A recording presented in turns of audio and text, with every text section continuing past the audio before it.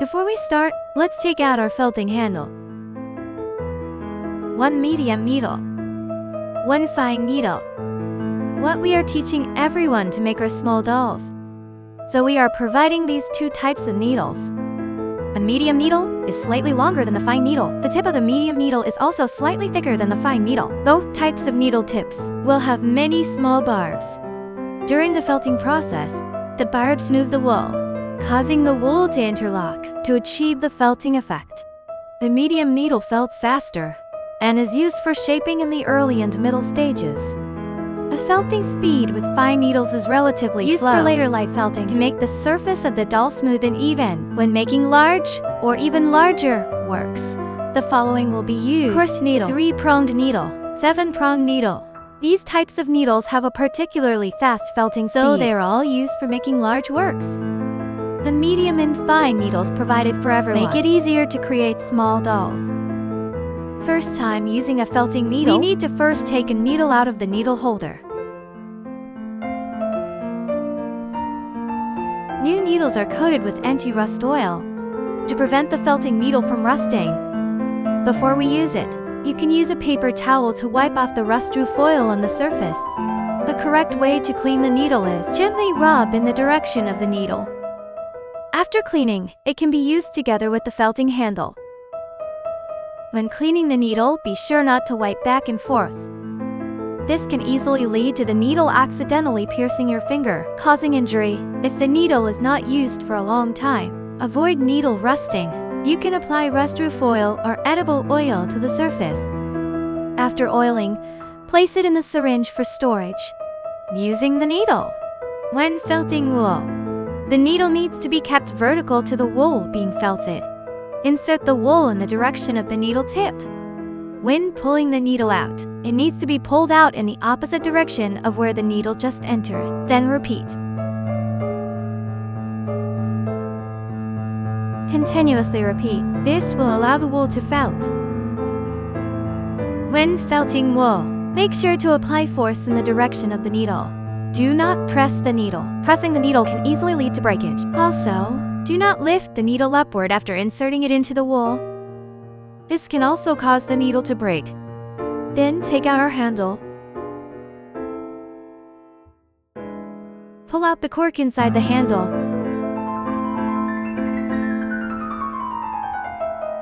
You can see a relatively large head.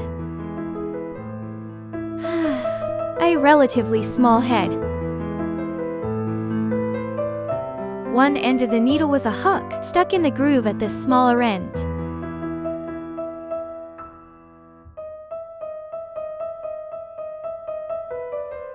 Then we put our needle back into the handle.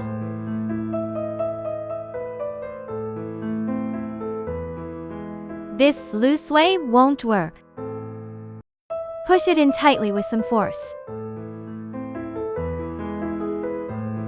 This way it won't loosen and will be secured. Next, we need to prepare the workbench.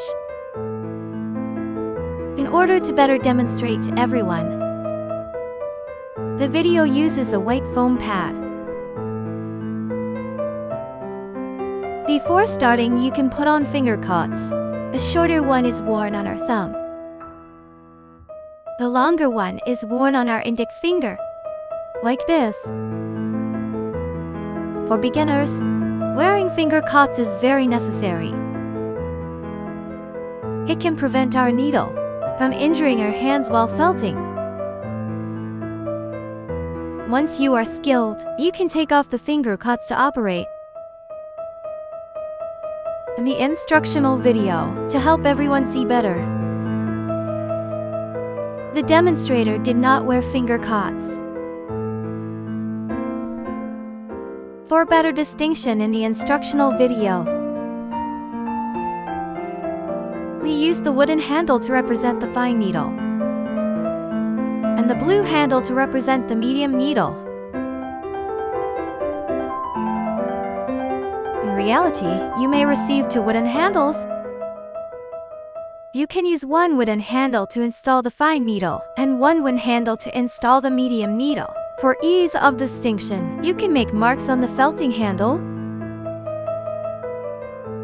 There are two types of felting handles, wooden and plastic.